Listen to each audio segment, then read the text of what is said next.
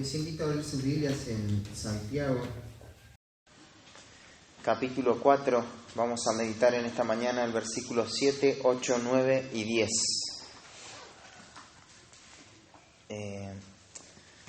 Quería mostrarte en forma breve cómo es que llegamos acá. Ustedes recordarán que Santiago le está escribiendo a este grupo de hermanos que estaba disperso por el imperio, en alguna parte estaban siendo probados en su fe. Las situaciones difíciles habían llegado a sus vidas y ellos estaban desalentados, estaban desanimados. Pero este desaliento les llevó a tomar actitudes mundanas, ¿no? Muchos habían empezado a no marcar una diferencia entre lo que es un creyente verdadero y una persona religiosa que simplemente profesa pero vive su vida de acuerdo a sus conveniencias. Y tal es así que no entendían, no estaban pasando la prueba como la debían pasar, y Santiago los va a exhortar en medio de las pruebas. Las tentaciones también estaban teniendo una mirada incorrecta en cuanto al origen, y Santiago los va a afirmar. Ellos no estaban mirando a Dios en todo lo que es Dios, en su bondad, los va a corregir también en cuanto a la bondad de Dios. Su actitud frente a la palabra no era la mejor, no evidenciaba lo que ellos habían profesado creer. Ellos habían nacido por la palabra, sin embargo ahora estaban resistiendo la palabra. Tenían una resistencia, un rechazo hacia la palabra. No ponían esmero, no la recibían, no le daban la bienvenida, y Santiago les va a decir eso. No solamente eso, sino que también les va a animar a que no sean oidores. Simplemente escucho y hago como que está todo bien, pero después no pongo en práctica lo que la palabra dice. No. El que es oidor pero no hacedor, no sirve para nada eso, ¿no? Y por último, en ese mismo capítulo 1 le va a decir que los destinatarios tenían que no solamente decir, bueno, escucho esto y aplico, sino tomar la Biblia y hacerla mi filosofía de vida. Esto va a gobernar mi vida, ¿no? Y eso va a afectar la fe. Mi fe va a estar afectada, todo lo que yo creo va a estar afectado por esa palabra de Dios. Y esa fe tiene que mostrarse como Dios es, ¿no? Sin parcialidad. Dios es un Dios imparcial, y así tiene que verse mi fe, ¿no? Delante de las personas. Había un caso hipotético ahí de algunas cosas que estaban afectando la iglesia, y era este favoritismo que estaban mostrando los líderes de la iglesia y parte de la congregación también por los ricos que entraban a la congregación. Y no, eso no tiene nada que ver con la fe en nuestro Señor Jesucristo.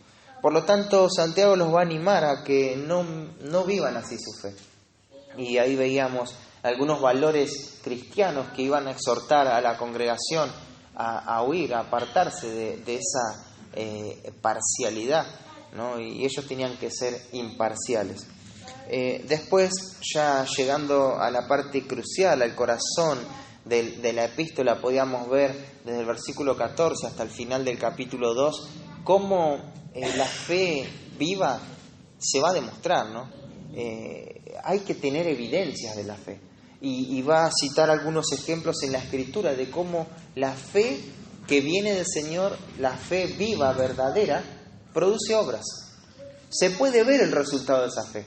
No es una fe que digo, bueno, yo creo en esto porque te lo digo que creo, sino que te puedo demostrar por qué creo en esto, porque me conduzco de esta manera. Al final, la conclusión no es que la salvación es por obras, sino que las obras vienen a ser el efecto de la salvación, no la causa de ello. Y el capítulo 3, veíamos ahí ya como la carta va a tomar un tono un poco más práctico, y se va a referir nuevamente a los líderes de la iglesia. Y una característica de la fe es que no está buscando una posición, un lugar, sino que es humilde, ¿no? Y ahí había muchas personas que se estaban autopromoviendo, buscando posiciones de liderazgo, y no tenían en cuenta lo que realmente la Biblia habla acerca de un maestro. Ellos no controlaban su lengua, no tenían un carácter, una lengua controlada. Y ahí vimos todo el potencial peligro que son las palabras. Al final del capítulo 3 vimos también que esto de ser maestro no solamente tiene que ver con saber hablar.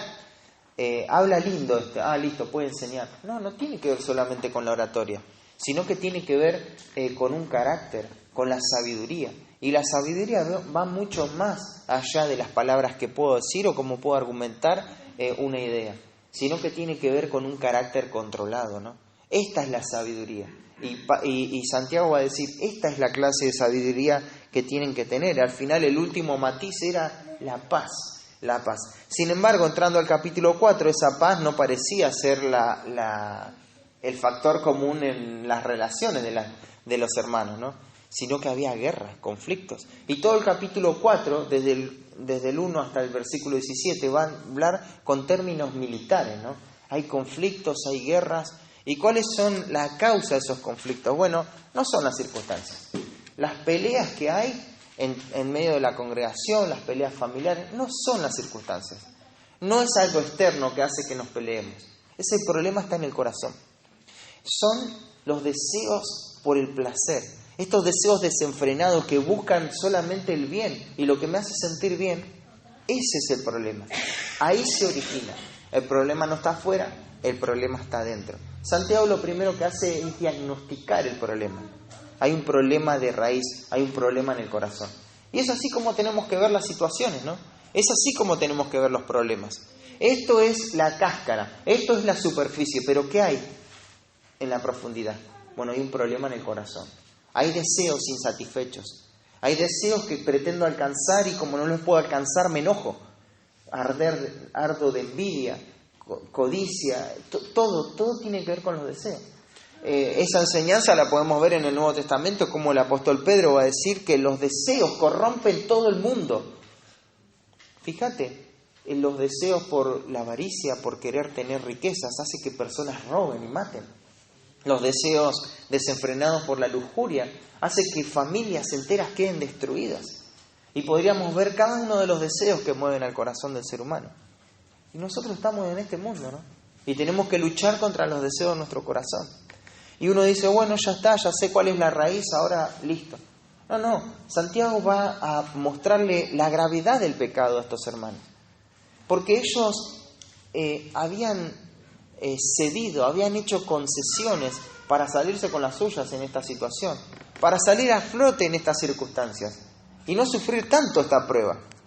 Sin embargo, esto era totalmente desaprobado por Dios. Ellos no debían hacer eso.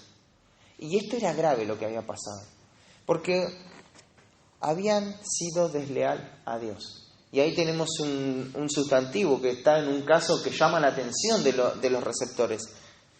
Y le dice adúlteros. Ustedes son unos adúlteros. Adúlteros espirituales. ¿Por qué? Porque fueron desleales a Dios. El cuadro es que Israel se había casado con Dios, ¿no?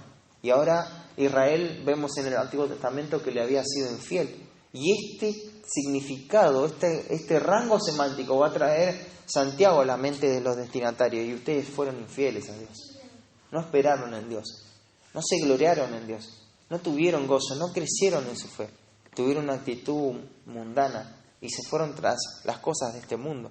Y uno podría decir, bueno, mira, la verdad es que sí, es así, esto les pasó, qué locura, cómo los pecados abiertos y escandalosos son una deslealtad hacia Dios y una amistad con el mundo, pero no tan rápido, porque esa es la forma deliberada, abierta, cómo se expresa el pecado. Pero aún hay una forma sutil en cómo somos desleales a Dios. Y ¿sabes? En este contexto son las circunstancias. Porque muchas de estas personas estaban dentro de la iglesia, solamente que tenían dos motivaciones. Ellos querían ser amigos del mundo. Y no se daban cuenta que esto los posicionaba en un lugar vulnerable, en un lugar peligroso, temerario. Se constituían enemigos de Dios. Y ya hablamos en cuanto a eso, ¿no? Pero ¿cómo puedo yo saber si estoy siendo amigo del mundo o si mi lealtad es solamente para Cristo? Bueno, eso que crees, esa confianza que tenés en Dios, deja que las circunstancias la prueben. Porque muchas veces las circunstancias revelan si creemos en la suficiencia, por ejemplo, de las Escrituras. Yo creo que en la palabra es suficiente para cualquier aspecto de la vida del hombre, para todo lo que constituye a la fe y a la piedad, pero cuando viene una circunstancia difícil, inesperada en mi vida, lo último que recurro es a la oración y a la escritura y a la interacción con el cuerpo. Entonces deja que esa convicción se afirme en tu corazón. Yo creo que, y tengo la convicción de que mis hijos, y oro por eso, para que ellos puedan servir al Señor, están en el campo misioneros sirviendo a Cristo. pero de repente hay algo más importante, ¿no? Que tienen que resolver, quizá en la escuela, quizá cualquier otra cosa, y ya no vienen a una reunión de oración. Entonces son las prioridades. Nosotros le caemos rápido al que peca deliberadamente, pero tenemos que darnos cuenta que la lealtad con Dios es sutil en nuestro corazón, porque muchas veces tiene que ver con falta de prioridades.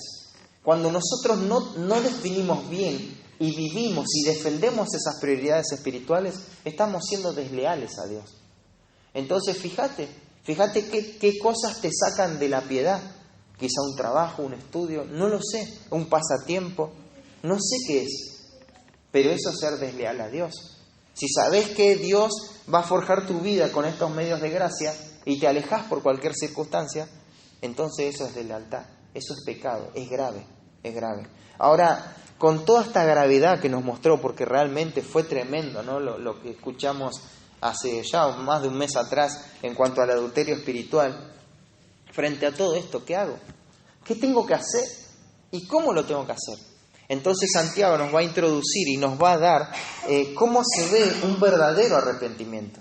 Frente a la conciencia de la gravedad del pecado, Santiago va a dar exhortaciones que manifiesten un verdadero arrepentimiento para responder a Dios en forma correcta. Por eso está lleno de órdenes. Estos 4 versículos tienen 13 verbos. De esos 13 verbos vas a encontrar que 10 verbos son imperativos, son mandamientos. 10 mandamientos. Cuando estaba estudiando esto y hacía las observaciones preliminares, se me venían a la mente un par de cosas, ¿no? Santiago era judío, quizá esto de que utilizó 10 mandamientos, quizás son los 10 mandamientos para el arrepentimiento, ¿no? Pero ahí me di cuenta que estaba como alegorizando un poquito. Pero son 10 mandatos. Mira, para que vos tengas en cuenta, Primera de Juan tiene 105 versículos, la misma cantidad que Santiago, y tiene más o menos 7 imperativos distribuidos en esos 105 versículos. Acá, en estos 4 versículos, tenemos 10 imperativos, 10 órdenes. Claro, porque lo que piensa Santiago no tiene que ver con ideas abstractas, con cosas que, bueno, ahora ya sé lo que es el arrepentimiento y sigo mi vida como sea. No, nada de eso, nada más lejos de la verdad. A lo que está apuntando Santiago es a un verdadero arrepentimiento. Y como siempre, tiene que haber una evidencia de ese verdadero arrepentimiento. Por eso el título de este mensaje esta mañana es Exhortaciones para un verdadero arrepentimiento. Y con eso en mente veamos lo que dice el texto. Leemos la palabra de Dios, dice: someteos pues a Dios, versículo 7 estoy leyendo. Someteos pues a Dios, resistid al diablo y huirá de vosotros. Acercaos a Dios y Él se acercará a vosotros. Pecadores, limpiad las manos, y vosotros los de doble ánimo, purificad vuestros corazones. Afligíos y lamentad y llorad. Vuestra risa se convierta en lloro y vuestro gozo en tristeza. Humillaos delante del Señor y Él os exaltará. Claro que Santiago no va a decir todos los ingredientes o elementos de un arrepentimiento genuino. No va a decir todo. Lo que Santiago va a seleccionar acá son las evidencias de un arrepentimiento genuino. Lo que quiere es que nosotros nos demos cuenta que el arrepentimiento de corazón es una marca en el Hijo de Dios. El Hijo de Dios no se caracteriza porque un día se arrepintió, simplemente. El Hijo de Dios se caracteriza, se lo puede ver, porque Él vive una vida de arrepentimiento continuo. Hermanos, lidiamos y luchamos constantemente contra el pecado. Por lo tanto, un distintivo de que estamos luchando contra el pecado es que nos arrepentimos. Luchar con el pecado no implica de que siempre tengo la victoria, sino que hay caídas, hay derrotas, hay mentiras que dejo introducir en mi mente y me llevan al desánimo, al desaliento, al pecado, a ceder en la tentación. ¿Y qué tengo que hacer? Lo mismo que tenían que hacer estos hermanos al haber sido desleales a Dios, adúlteros. Tenían que arrepentirse. Y eso es lo que nos va a mostrar el pasaje, ¿no?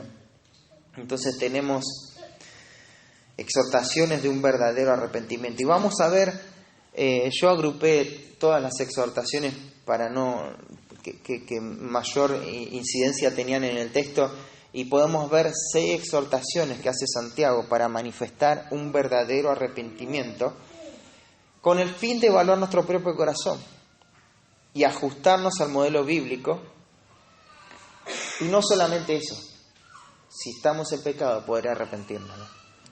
Entonces, la primera exhortación que va a dar Santiago es someter la vida totalmente a Dios. Someter la vida totalmente a Dios. Dice, someteos pues a Dios.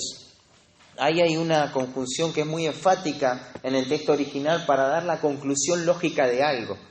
Y podríamos decir, por tanto, ya que cayeron en este pecado de adulterio espiritual, ya que esto es tan grave y se constituyeron enemigos de Dios y Dios los va a destruir, porque no hay nada más duro en la vida que ser enemigo de Dios, ahora se tienen que someter. Se tienen que someter. Someteos, ahí el tiempo del verbo es los manuales de gramática dicen que este es un aoristo ingresivo. Te explico de qué se trata. Este tiempo del verbo contempla la acción en su comienzo. Lo que Santiago está tratando de decir con esto es, lo primero que tienen que hacer frente al pecado es someterse a Dios. Es lo primero que tienen que hacer. Pero el tiempo, el modo imperativo del verbo sugiere que esto es una orden. Pero no solamente es una orden, sino que esto tiene que ser obedecido inmediatamente. Pecaron. Ahora tienen que someterse a Dios en forma inmediata. Hay un detalle más en la voz del verbo que está en voz pasiva, y esto sería, la idea es, déjense someter por Dios. Ahí el agente que va a someter es Dios. Ahí Dios sería el instrumento por el cual estas personas se van a someter. Déjense someter por Dios.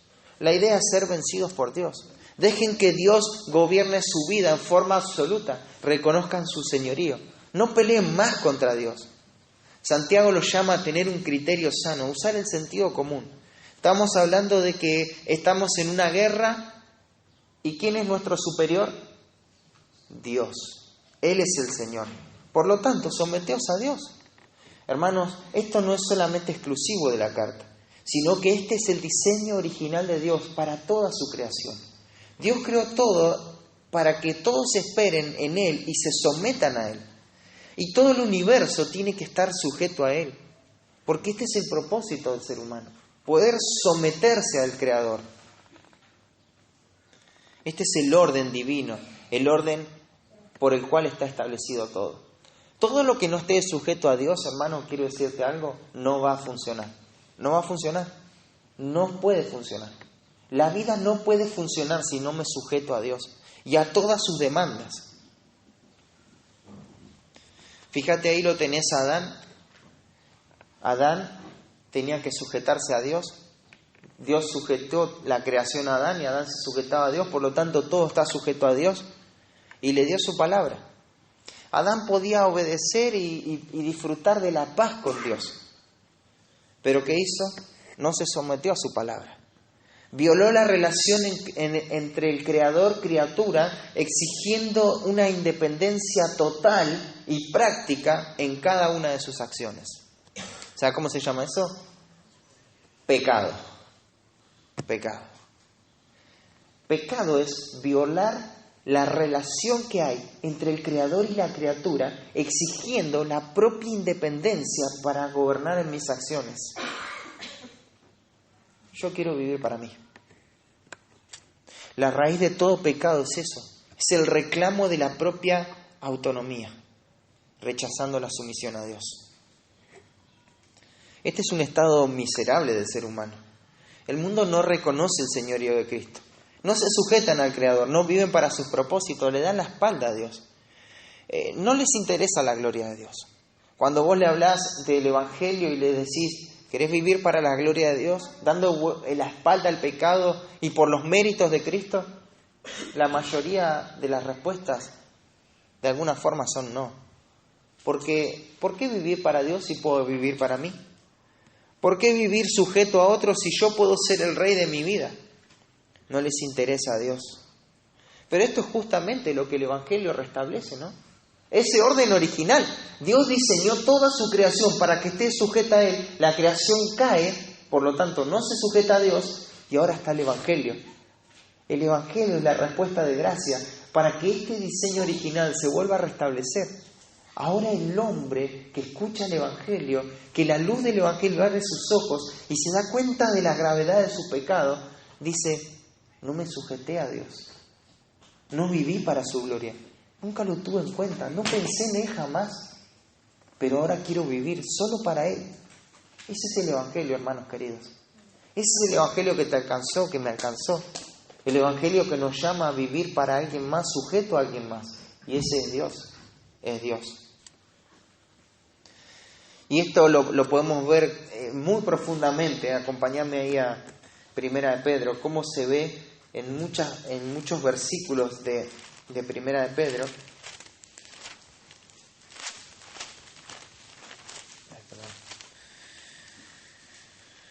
Por ejemplo, el capítulo 2,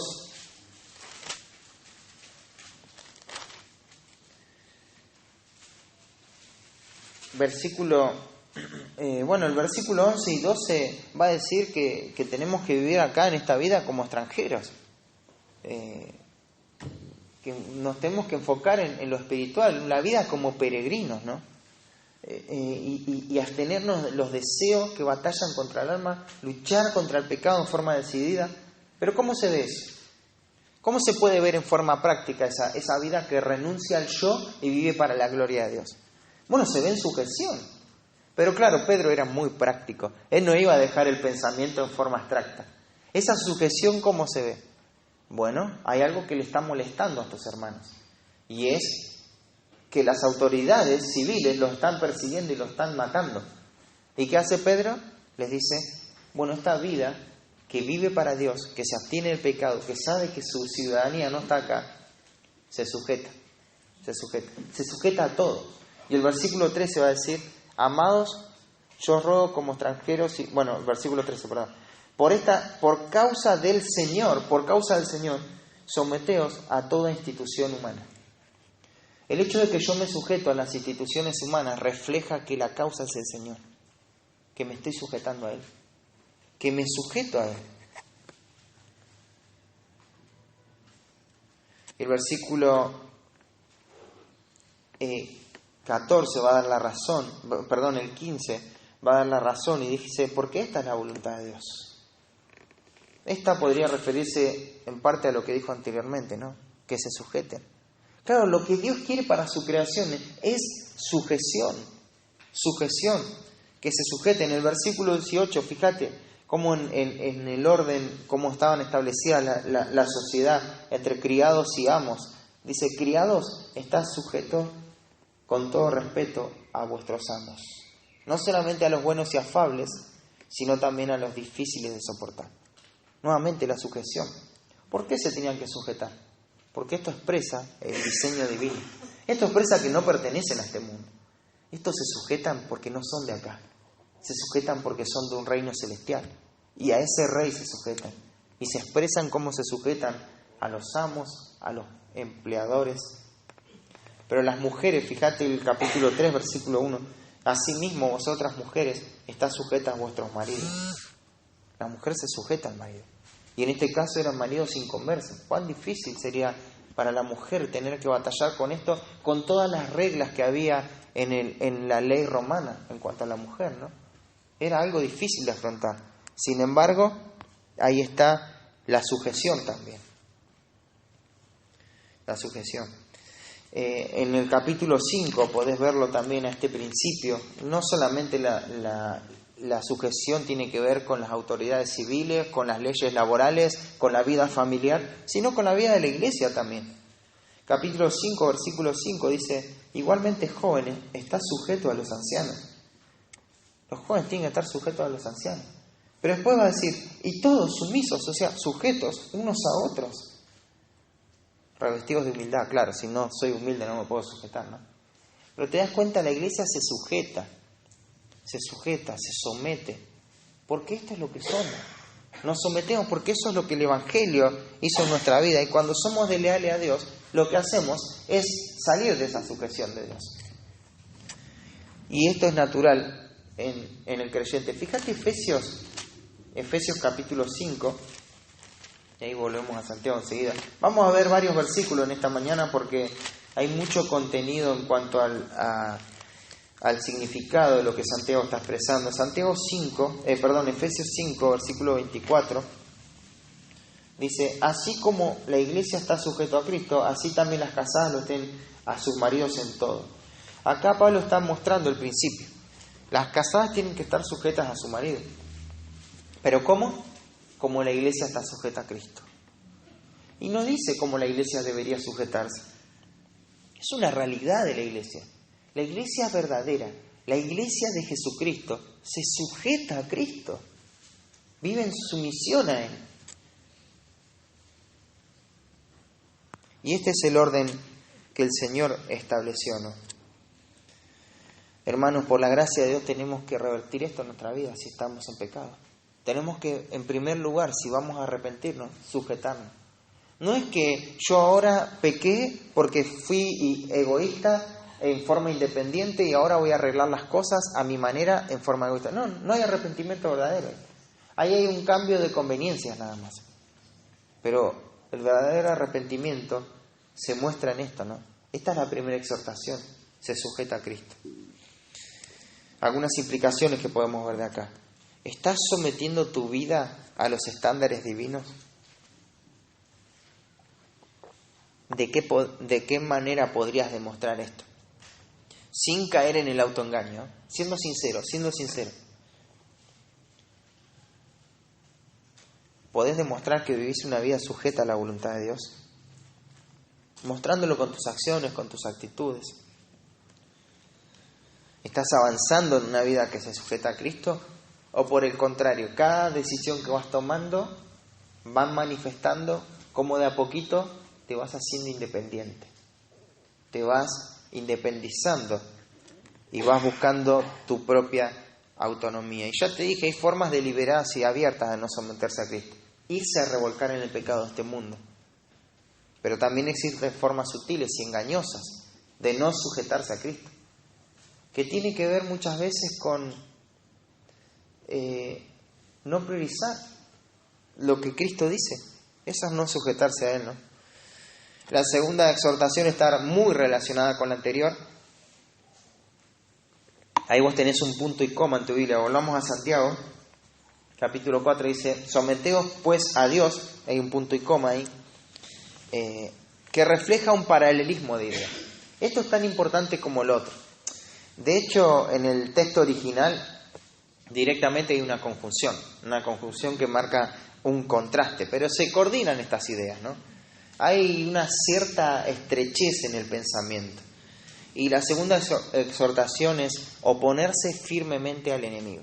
Primero es someterse a Dios y ahora es oponerse firmemente al enemigo.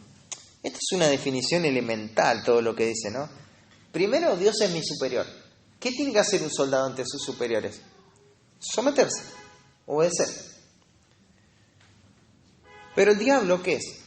Mi enemigo. ¿Y qué tengo que hacer con el enemigo? Oponerme. Eso es simplemente lo que está diciendo Santiago.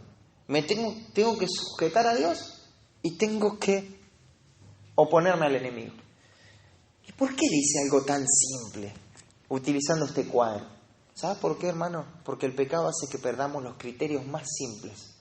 Los criterios espirituales más simples se pueden ver nublados. Y podemos perder ese criterio. De decir, ¿quién es mi Señor? Dios. ¿Quién es mi enemigo? Satanás. No tenemos que confundirnos en esto, hermano. Tenemos que saber a quién servimos y tenemos que saber contra quién peleamos. No podemos tener ni la más mínima vacilación en cuanto a este tema. ¿Sabes por qué? Porque si hay algo que nos va a hacer caer es esta duda, esta confusión.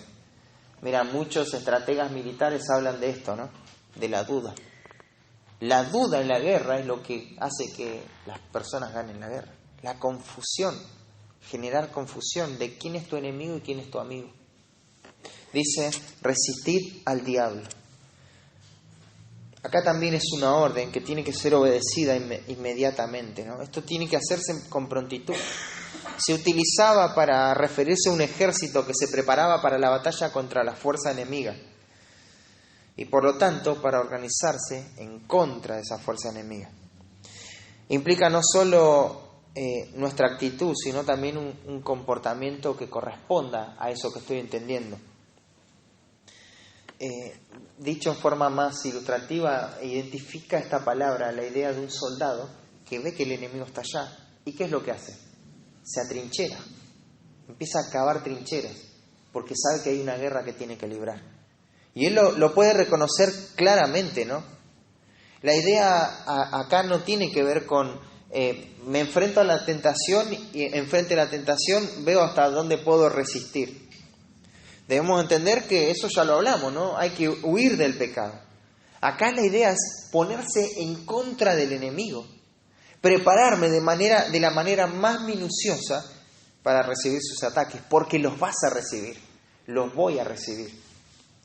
Muchas veces somos vulnerables ante los ataques del enemigo porque no tomamos nota de estas palabras. Tan sencillo, este es tu superior y este es tu enemigo. No tomar nota de esa simpleza hace que perdamos batallas, que hay estragos espirituales en nuestra vida, ¿no? Fíjate ahí Proverbios capítulo 7 y veamos una persona que no consideró, salió vulnerable en forma simple, ¿no? Y en Proverbios capítulo 7, acompáñame en tu Biblia, quiero que lo veas.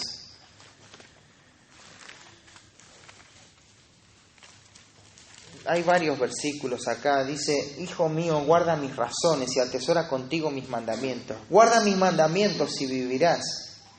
Y se le da toda una descripción, ¿no? Di a la sabiduría, tú eres mi hermana. Y el versículo 6 va a decir, porque mirando yo por la ventana de mi casa, por mi celosía, vi entre los simples, consideré entre los jóvenes a un joven falto de entendimiento. No entendía. El cual pasaba por la calle, junto a la esquina, e iba camino a la casa de ella. Quizá ni siquiera sabía dónde iba. A la tarde del día, cuando ya oscurecía en la oscuridad y tinieblas de la noche, cuando he aquí una mujer le sale al encuentro, con atavío de ramera y astuta de corazón, alborotadora y rencillosa. Sus pies no pueden estar en casa, unas veces está en las calles, otras veces en las plazas, acechando por todas las esquinas. Se asió de él y le besó, y con semblante descarado le dijo, sacrificio de paz había prometido, hoy he pagado mis votos. Por tanto, he salido a encontrarte buscando diligentemente tu rostro y te he hallado. He adornado mi cama con colchas recamadas con cordoncillo de Egipto, he perfumado mi cámara con mirra, aloes y canela. Ven, embriaguémonos en amores hasta la mañana, alegrémonos en amores, porque el marido no está en casa, se ha ido a un largo viaje. La bolsa de dinero llevó en sus manos, el día señalado volverá. Lo rindió con la suavidad de sus muchas palabras, le obligó con la salamería de sus labios. Al punto se marchó tras ella, como va el buey al desgolladero. Y como el necio a las prisiones para ser castigados, como el ave que se apresura a la red. Y mirá, fíjate lo que dice, y no sabe que es contra su vida, hasta que la saeta traspasa su corazón. Él experimenta el dolor del adulterio, y en un momento se descuidó, no supo a dónde iba. Ahora pues, hijos, oídme y estad atentos a las razones de mi boca. No se aparte tu corazón a sus caminos, no yerres en sus veredas, porque a muchos ha hecho caer heridos, y aún los más fuertes han sido muertos por ella. Camino al Seol de su casa, que conduce a las cámaras de la muerte. Y después en el capítulo 22, esto es un pecado específico, ¿no? Pero hay muchos pecados en los cuales podemos estar confundidos y no saber que estamos cediendo. En el capítulo 22, versículo 3 va a decir, el avisado ve el mal y se esconde, mas los simples pasan y reciben el daño. ¿Te das cuenta? El avisado ve el mal y se esconde. Él toma nota de quién es su enemigo, de dónde está el conflicto y lo que tiene que hacer. Ve el mal y toma decisiones en cuanto a eso. No va por la vida pensando que todo es bueno, que toda la gente es buena, que todas las cosas van a salir bien. No, hay cosas que no son así, no se presentan de esa manera. El avisado ve el mal y se esconde. Mas los simples pasan y reciben el daño. Ellos son descuidados en su vida espiritual. Por eso Santiago tiene que decir esto que es tan básico. O sea, este es Dios, tu Señor, y el diablo es tu enemigo. A Dios le tenés que obedecer y al enemigo le tenés que oponer. Simple, esa es la exhortación. Es un llamado a tener un criterio espiritual profundo en cuanto a la lucha contra el pecado. Ahí Pedro, bajo el mismo concepto, pero en otro contexto, va a decir en 1 de Pedro capítulo 5, volvamos a 1 de Pedro nuevamente, capítulo 5, versículos 8 y 9, va a decir: sed sobrios y velad, porque vuestro adversario el diablo, como león rugiente, anda alrededor buscando a quien devorar, al cual resistid firmes en la fe, sabiendo que los mismos padecimientos se van cumpliendo en nuestros hermanos en todo el mundo. Fíjate, dice, al cual resistid firmes en la fe. Resistid, acá es la misma palabra, es atrincherarse. Te tenés que oponer al enemigo. Resistid firmes en la fe. ¿Contra quién? Contra el adversario.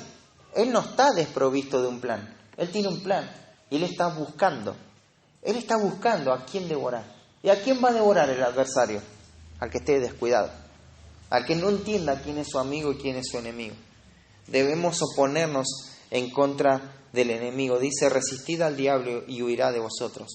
Claro, te quiero decir algo. Satanás jamás pelea de frente. Él sabe que en el poder de Cristo está derrotado. No puede hacer frente al estandarte del Evangelio en tu vida. Él no puede. Hermanos, no hay peor vergüenza para un soldado que la cobardía, ¿no? La cobardía es un pecado que no es aceptado por ninguna cultura en ningún tiempo de la historia. Un cobarde incluso había culturas, países que directamente los mataban a los cobardes. No se puede ser cobarde. Bueno, él es así. Pero ninguna vergüenza va a experimentar aquellos que se oponen al diablo, que se someten a Dios. No van a experimentar la vergüenza de la cobardía. Someteos a Dios, resistid al diablo.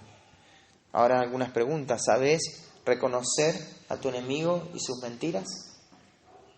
Te dije, el diablo no pelea de frente, pero igual te come la cabeza, con pensamientos, con cosas,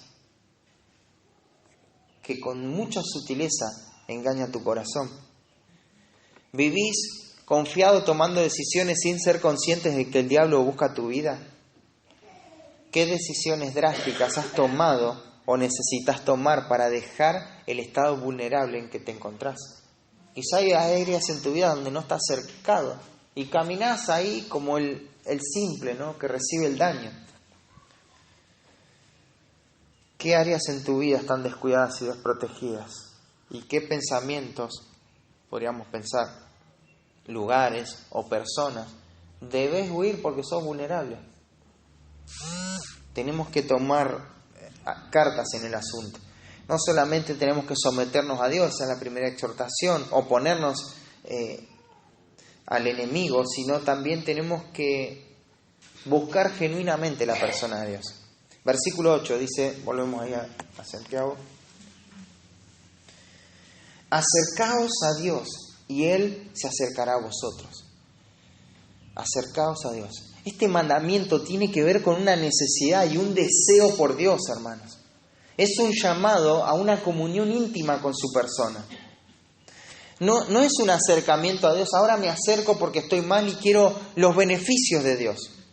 No. Acercaos a Dios tiene que ver con un amor hacia su persona. No quiero lo de Dios, lo quiero a Dios. Simplemente lo quiero a Él. No me someto simplemente porque Él es mi autoridad. Él es de rango superior. Me acerco porque Él es mi Padre. Y con Él puedo tener una relación tan cercana, tan profunda. En forma En forma genuina tiene que ser esto. Muchas veces podemos hacer cosas para cumplir y de esa manera acallar una conciencia. Pero eso es fariseísmo. Eso no quiere Dios. Lo que Dios espera es que puedas disfrutar de su persona y deleitarte con Él. Déjate asombrar por su presencia. Pensá en Dios. La obra de Cristo tiene que seguir impactando nuestras vidas, hermano.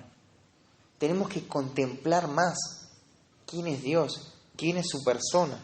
Y nuevamente te lo leo por cuestión de tiempo, pero en 1 Pedro capítulo 2, y estudiamos este pasaje del versículo 4 al 8, hay un acercándoos a Él, piedra viva. La Escritura nos llama en el Nuevo Testamento a acercarnos a Él, porque Él es piedra viva. Claro, los hombres lo rechazan, lo menosprecian, pero para Dios es escogida y preciosa esta piedra viva. Y si para Dios Cristo es escogido y precioso, para nosotros también. El versículo 7 de ese mismo capítulo va a decir: para vosotros, pues, los que creéis, Él es precioso. Cristo es precioso. Él es precioso. ¿Cuánto necesitamos contemplar su hermosura? Asirnos de esa gracia, ¿no? De poder ver a Cristo y desearlo a Él. Muchas veces buscamos a Dios por todos los beneficios que Él nos puede dar, ¿no? Pero busquémoslo por su propia persona. El corazón arrepentido no está diciendo, bueno, Señor, sacame esta situación. Lo único que está diciendo es, Señor, te anhelo. Quiero de ti, de tu presencia, de tu persona. Es lo único que puede llenar mi vida.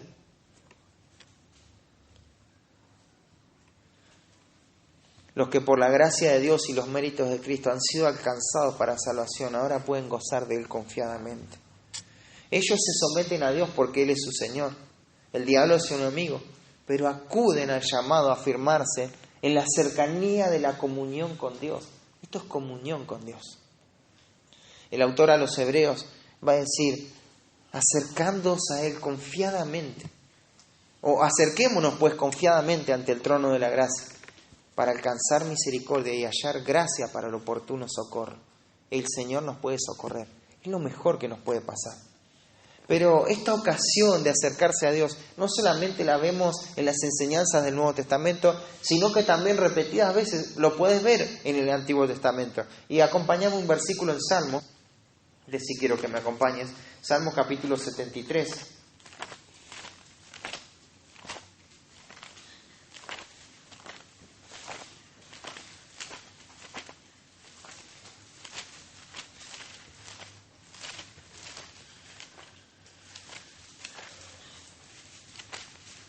Salmo 73,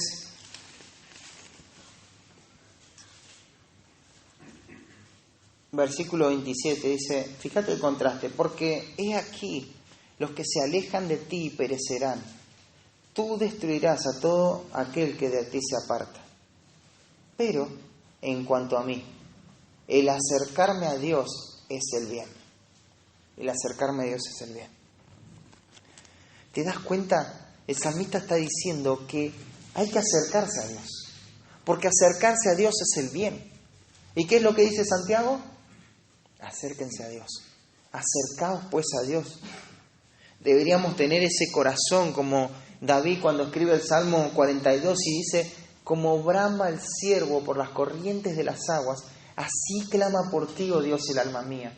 ¿Cuándo vendré y me presentaré delante de Dios? Claro, en ese momento, en esa dispensación, tenemos que entender que la presencia de Dios era manifestada en un lugar específico, ¿no? Que era en Jerusalén, en el templo. Y él anhelaba eso. ¿Cuándo vendré? Deseo a Dios, como este siervo que está jadeando por agua, por sed en el desierto. Yo quiero a Dios, le anhelo. Ese es el espíritu que tenemos que tener. Muchas veces venimos, escuchamos la palabra y decimos, ¿qué tengo que hacer y qué no tengo que hacer? Pero quiero decirte algo en esta mañana, hermano. Pensá esto. ¿Cómo me puedo acercar mejor a Dios?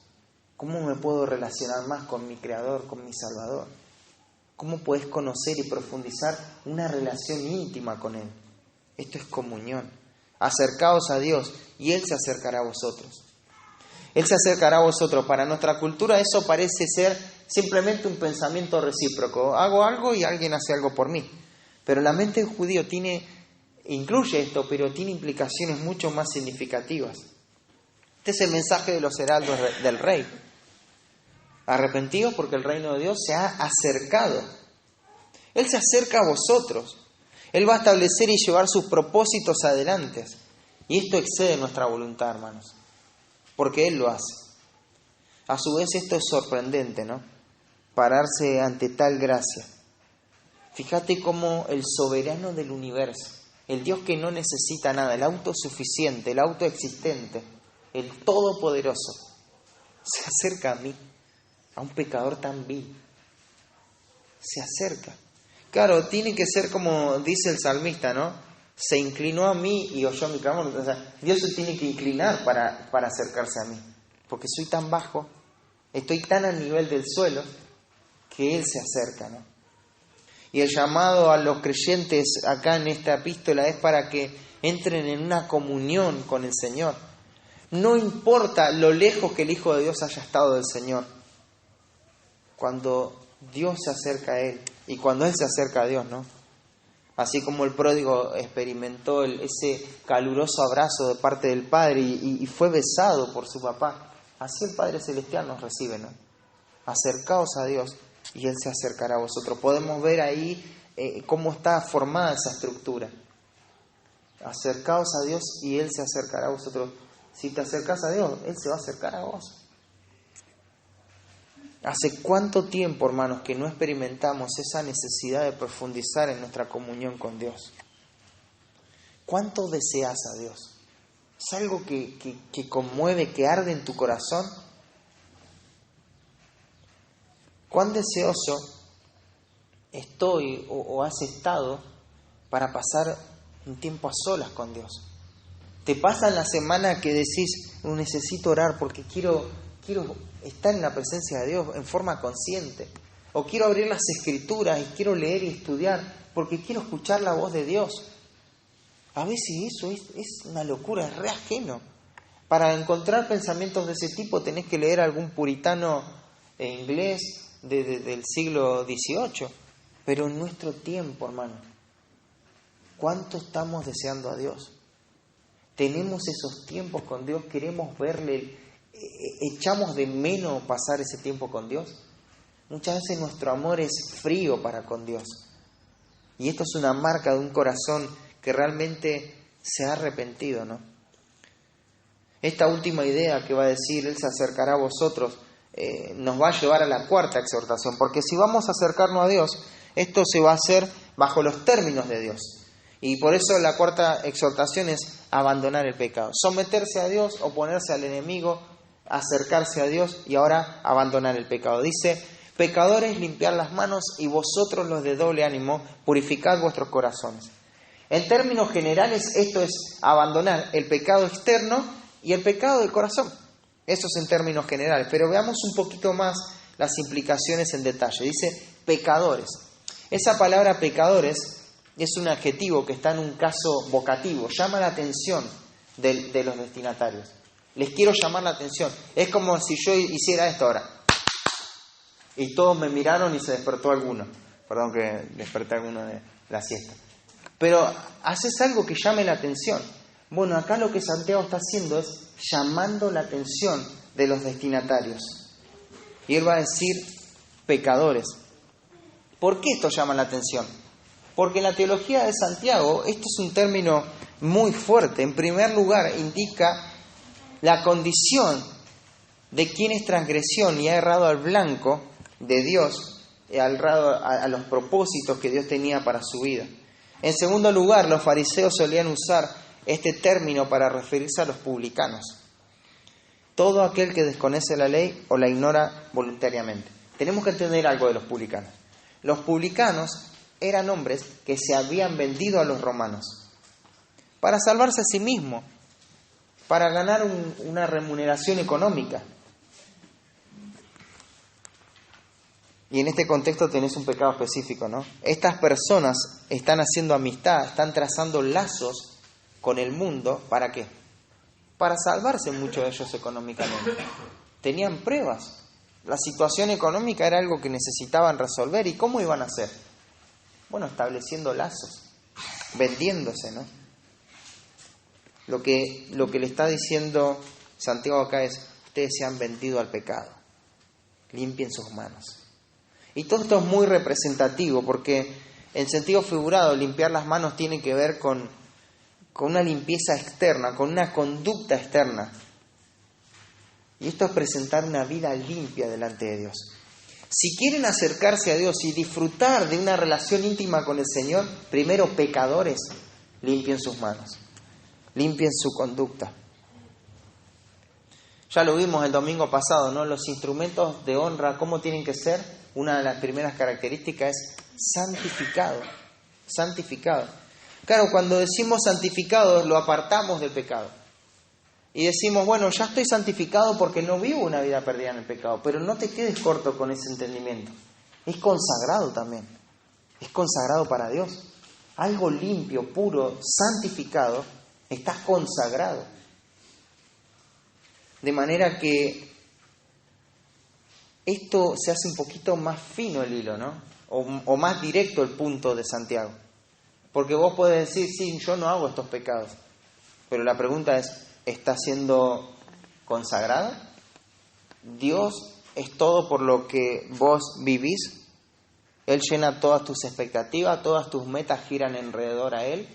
¿Tu vida está enfocada en la gloria de Él y el señorío de Cristo? ¿Es así? ¿Es así la vida? Porque eso es limpiar las manos. Eso es presentar una vida limpia delante de Dios.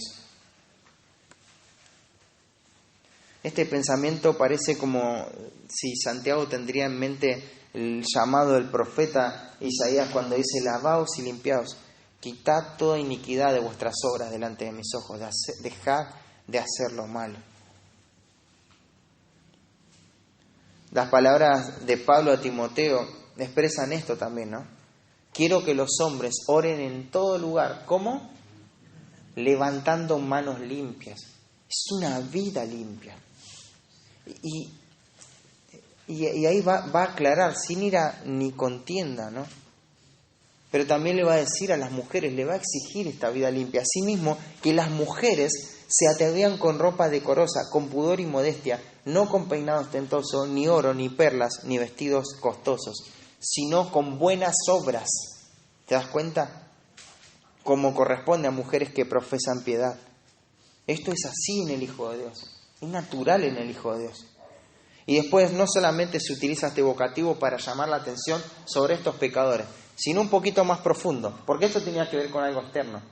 Pero fíjate, dice, y vosotros los de doble ánimo. Acá tenemos otro caso, ¿no? Otro llamado de atención, porque esto es totalmente antinatural. ¿Sabes lo que le está diciendo Santiago? Literalmente es, vosotros los que tienen dos almas. La teología explica que solamente se puede tener un alma. ¿Cómo dos almas? Es una locura esto lo que está diciendo Santiago. Ustedes tienen dos almas, dice.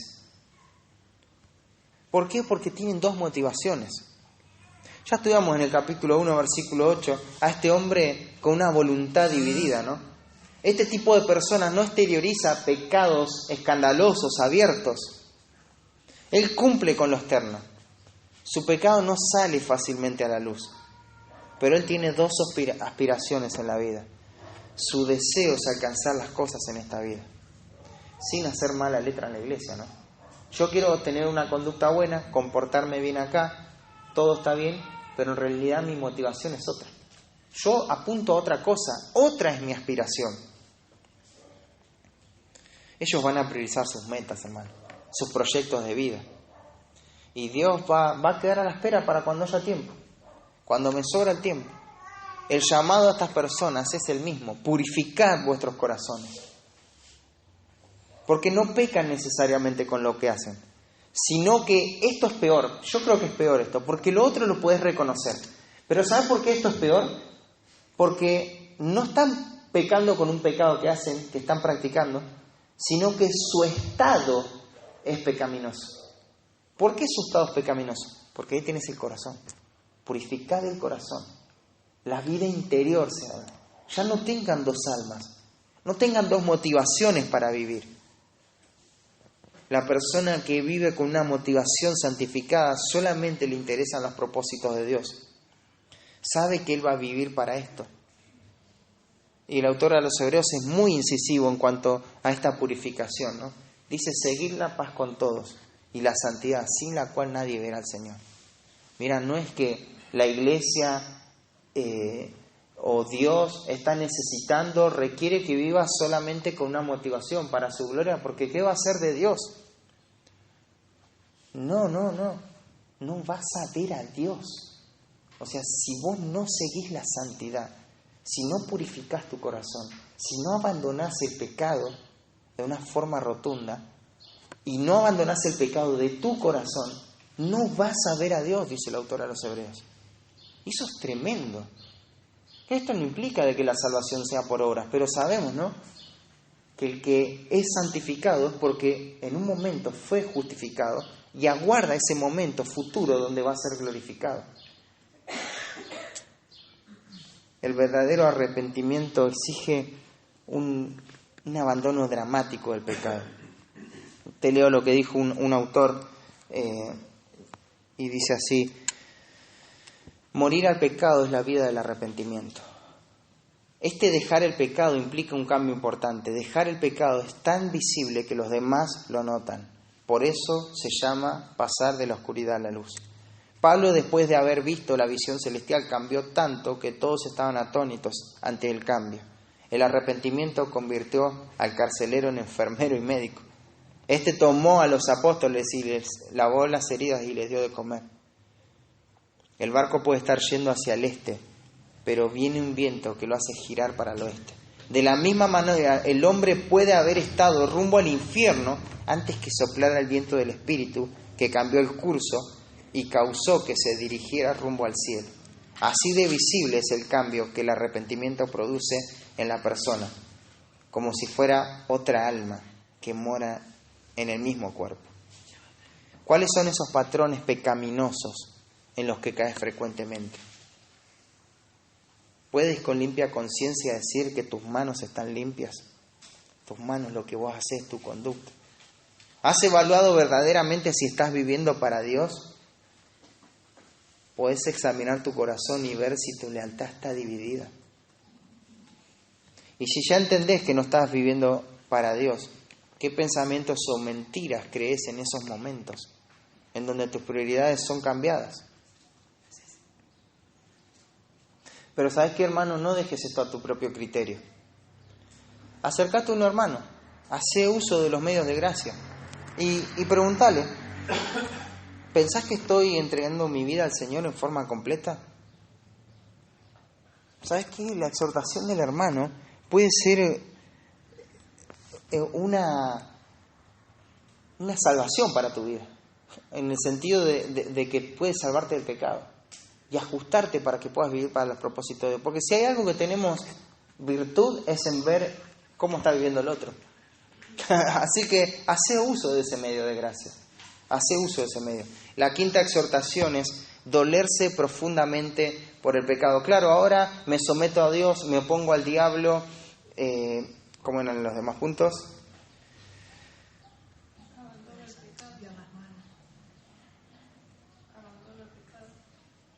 Busco genuinamente a la persona de Dios y eso lo hago bajo la condición de abandonar el pecado, pero ahora que estoy en este estado de abandonar el pecado, ¿qué pasa con mi pecado?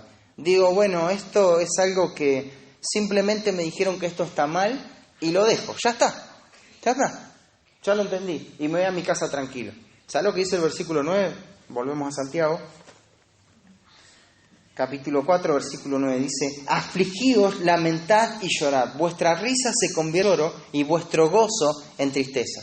Acá está utilizando nuevamente tres imperativos que están estrechamente unidos por una conjunción que se repite en forma hasta molesta, te diría. Porque vos podés decir: afligíos, lamentad y llorad. Afligíos y lamentad y llorad, dice. Esto es un recurso del lenguaje, que este empleo repetitivo de la conjunción da una fuerza a la expresión de lo que se está diciendo. Acá hay un claro énfasis en ¿qué? En el dolor por el pecado. Hermanos, tenemos que dolernos por el pecado. Y fijemos un poquito, notemos un poco cada uno de los verbos sin separarnos demasiado. Dice, primero afligidos. Esto es estar triste, sentirse miserable, soportar el dolor. Pablo va a utilizar esta palabra cuando dice, miserable de mí. Él vio su condición en la situación que se encontraba y vio que era miserable. Y después va a decir, lamentad. Estas palabras tienen que ver especialmente con el duelo por los muertos. Hay un duelo, hay un dolor. ¿Sabes por qué? Porque hay algo que se ha muerto. Tenemos que morir al pecado. Es un lamento intenso que surge de una situación de profunda tristeza. Es el dolor por el pecado. Después va a decir llorar. El lloro es la expresión externa del lamento del alma. Este dolor por el pecado no es superficial, es una agonía santa. El salmista dijo, confesaré mi maldad y me contritaré por mi pecado. Tenés que dolerte por el pecado. Alguien dijo, no recuerdo bien quién era, pero dijo, los ojos sirven para dos cosas. Los ojos en primer lugar sirven para ver y para llorar. ¿Y sabes qué? Hay que llorar por el pecado. Tenemos que derramar lágrimas por el pecado. Fíjate un pasaje paralelo a lo cual Santiago está aludiendo, que está en Joel. Joel, vamos a buscar ese pasaje. Tenemos Salmos, Proverbios, Eclesiastés, Cantares, Isaías, Jeremías, Lamentaciones, Ezequiel, Daniel, Oseas, Joel. Son libros que a veces Y después viene Amós. Por si estás Amós, estás cerquita. Capítulo 2, versículo 12 dice: por eso pues, ahora dice Jehová, convertíos a mí con todo vuestro corazón, con ayuno, lloro y lamento. Rasgad vuestro corazón y no vuestros vestidos. Convertíos a Jehová vuestro Dios, porque misericordioso es y clemente, tardo para la ira y grande en misericordia, que se duele del castigo. Fíjate la misma expresión, ¿no? Dice, con ayuno, esto es afligidos, lamentad, está la palabra lamento ahí y la palabra lloro. Y rasgad vuestro corazón y no vuestros vestidos. Se rompe el corazón. O sea, está acabado la persona, está dolida por su pecado. Y este es el mismo cuadro que está usando Santiago. El pecado produce dolor. El pecado produce dolor. Y está bien que así sea. El dolor no es malo. El dolor es bueno cuando se trata del pecado. El pecado tiene que lastimar nuestro dolor. Alguien dijo que el pecado produce dolor y el dolor mata al pecado. Lo salado de las lágrimas mata al gusano de la conciencia. Aquellas cosas que alteran y desvirtúan una conciencia sana tienen que ser matadas por esas lágrimas amargas de dolor. El dolor piadoso no es algo pasajero, es algo que dura. El dolor por el pecado tiene que ser habitual, porque habitualmente pecamos. Y en relación a esto dijo Thomas Watson, dijo: oh cristiano, la enfermedad de su alma es crónica y con frecuencia recurrente. Por tanto, usted tiene que aplicarse continuamente curaciones por medio del arrepentimiento. Tal es el dolor que es para con Dios. Esto es verdaderamente piadoso. Y te cito a alguien más. Un puritano también, John Owen, dijo: di a tu alma, ¿qué he hecho? Qué amor, qué misericordia, qué sangre, qué gracia he despreciado y pisoteado. Este es mi reconocimiento al Padre por su amor, al Hijo por su sangre, al Espíritu Santo por su gracia. He corrompido mi corazón, que para salvarlo Cristo murió. Tengo mi comunión como una cosa de tan poco valor. Y va a haber una aclaración más, ¿no? ¿Qué es este dolor? Es que vuestra risa se convierta en lloro y vuestro gozo en tristeza. No es tiempo para reír. Debemos sentir este gran pesar. Cuando ocurre el arrepentimiento, eso significa que hubo una muerte dentro de nuestra vida. nos arrepentimos a causa de los pecados que hemos cometido contra Dios. Claro, en estos momentos se tienen que silenciar las risas, el gozo, y pensar en los pecados y llenarnos de aflicción y de pesar. No tenemos que permitir que los afanes, que las distracciones del mundo perturben nuestro dolor por el pecado. No tenemos que alimentar una vida o nuestra propia carne y autoconsolarnos con afirmaciones optimistas y humanas. Tenemos que permanecer ahí, en ese dolor. No deberíamos dejar que nada nos quite de ese dolor por el pecado. Tenés que estar ahí. Muchas veces la psicología de este mundo nos dice todo lo contrario. No, si esto te hace mal, pensá en lo bueno, tampoco te vas a sentir tan miserable. ¿Sabes qué? Dice Santiago, afligíos, lamentad y llorad, que vuestra risa se convierta en lloro y vuestro gozo en tristeza. En tristeza. Es un corazón dolido. Muchas veces reconocemos nuestro pecado, pero ¿cuánto nos falta dolernos profundamente por nuestro pecado? Hermanos, qué poco lloramos por nuestro pecado. Nos emocionamos y nos alteramos en nuestras emociones por cuestiones totalmente vanas, que hasta me avergüenzan por las cosas que lloro a veces. Porque es una vergüenza que lloremos por lo que lloramos. Necesitamos dolernos intensamente por el pecado. No seamos tan rápidos en secar nuestras lágrimas. Necesitamos el dolor. Pero eso no es porque somos masoquistas ni nada, porque es lo que la Biblia muestra. Le fallamos a un Dios tan grande, tan bueno, tan bondadoso. Porque ese dolor va haciendo que no lo hagamos más. Cuanto más dolor sintamos por el pecado. Pero ¿sabes cuál es el patrón muchas veces? Cuanto más voy repitiendo ese pecado, menos dolor tengo. Y es al revés, hermano.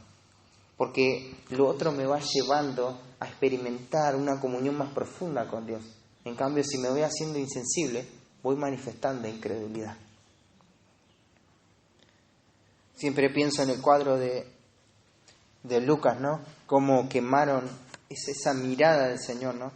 Después de haberlo negado 3 veces, el Señor mira a Pedro y Pedro se acuerda de las palabras del Señor que le había dicho: antes que el gallo cante me negarás 3 veces. Y Pedro salió fuera, no dejó que alguien consuele su vida, no quiso distraerse, sino que lloró amargamente. En este estado de tristeza es que debemos mantenernos. Y eso nos va a llevar a la última exhortación, y es esperar humildemente en la gracia de Dios. Porque cuando todo esto pasa por nuestra vida, cuando nos alejamos del pecado, porque el pecado causa dolor y nos dolemos por el pecado, esperamos humildemente en la gracia de Dios. Y Santiago va a decir: humillaos delante del Señor, y Él os exaltará. Este verbo significa hacer pequeño, humillar, debilitar. La idea es empequeñecerse, es hacerse como abominable. Sí, es así. Los únicos que se muestran pobres y débiles son los que se desprecian a sí mismos. Literalmente el verbo significa hacerse bajo a uno mismo. Y esto, claro, todo este resultado viene por la indignidad por el pecado, ¿no? El que está verdaderamente arrepentido se humilla delante del Señor. Santiago va a presentar acá el cuadro de un vasallo que entra en la corte del soberano. ¿Y qué hace? Se humilla. La cara en la tierra, en el piso, y se queda ahí. ¿Y cuánto tiempo se queda en pie? Ahí en ese estado de humillación contra el piso. Todo el tiempo requerido, todo el tiempo necesario, hasta que el soberano levanta su cabeza. Y Él lo va a levantar. Él es el soberano, por eso es el que tiene la potestad para hacer esto. Este mismo cuadro lo utiliza Santiago en otro contexto, ¿no? Cuando dice: humillados bajo la poderosa mano de Dios. El mismo cuadro del vasallo, que entra en la corte del soberano y se humilla. Y Él os exaltará, va a decir, cuando fuera el tiempo. Eso dice en Pedro. Pero acá dice: humillaos delante del Señor y Él os exaltará. En Santiago no está esta aclaración cuando fuera el tiempo. Porque lo que Santiago quiere enfatizar es el gobierno de Dios, la soberanía de Dios en la vida del pecador penitente. Hay simplemente un esperar con humildad en este estado de humillación, sin poner fechas, sin poner límites. Bueno, yo voy a estar así, con esta actitud, hasta esto, y cuando veo que nada cambia, voy a cambiar de actitud, voy a tomar otras represalias. Él nos va a levantar cuando a Él le plazca, hermanos. Lo único que tenemos que hacer con nuestros pecados es humillarnos y dejar que Él nos levante, cuando Él quiera. Hay una riqueza tremenda en cómo están dadas estas palabras, una riqueza gramatical impresionante, necesitamos verla. Porque acá parece haber una condición, una es condición de la otra. Dijimos, resistid al diablo y Él huirá de vosotros. O sea, Él huirá de vosotros si resistimos al diablo, ¿no? Entonces ya le agregué un sí, pero eso está en la idea, ¿no? Y acá pasa lo mismo. Él, humillaos delante del Señor, y Él os exaltará. Él os exaltará si nos humillamos delante del Señor. Claro, Él os exaltará, nosotros somos pasivos ahí. Nosotros no podemos exaltar a nosotros mismos, pero Él nos va a exaltar, nos va a levantar la cabeza. Nosotros lo que tenemos que hacer es dejar humillarnos por Dios, porque eso también está como la voz media. Tomamos la iniciativa en eso, pero al final recibimos el efecto de la acción del verbo. Él nos va a humillar. Déjate humillar por Dios.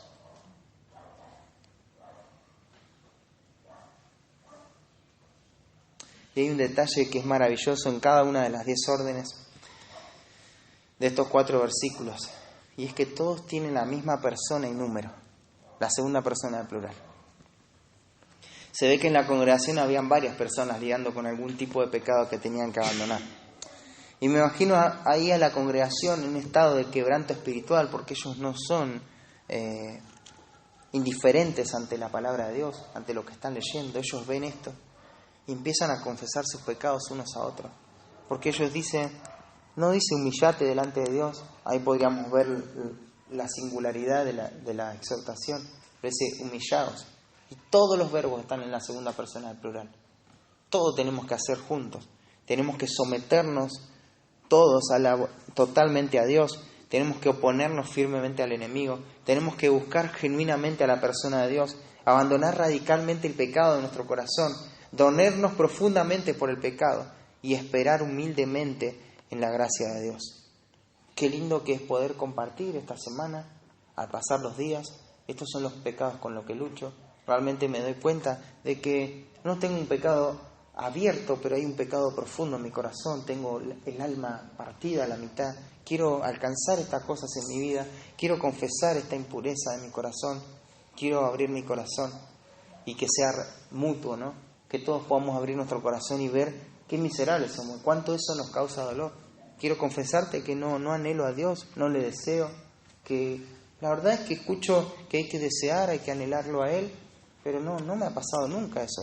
Leo la Biblia para hacer el devocional nada más, pero no es que quiero disfrutar de su presencia, de su persona. No anhelo esos momentos, no tengo esos tiempos.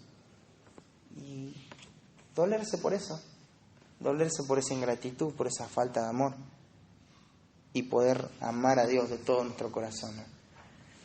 Señor, gracias por tu palabra en esta mañana. Pedimos que tu Espíritu Santo haga tu obra.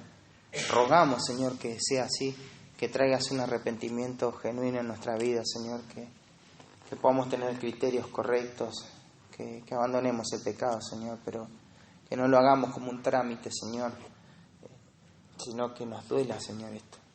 Que sea algo en lo cual cada vez que te fallamos a ti podamos pensar en que estamos pisoteando al Hijo y teniendo por común, por profana, la sangre de Cristo, Señor.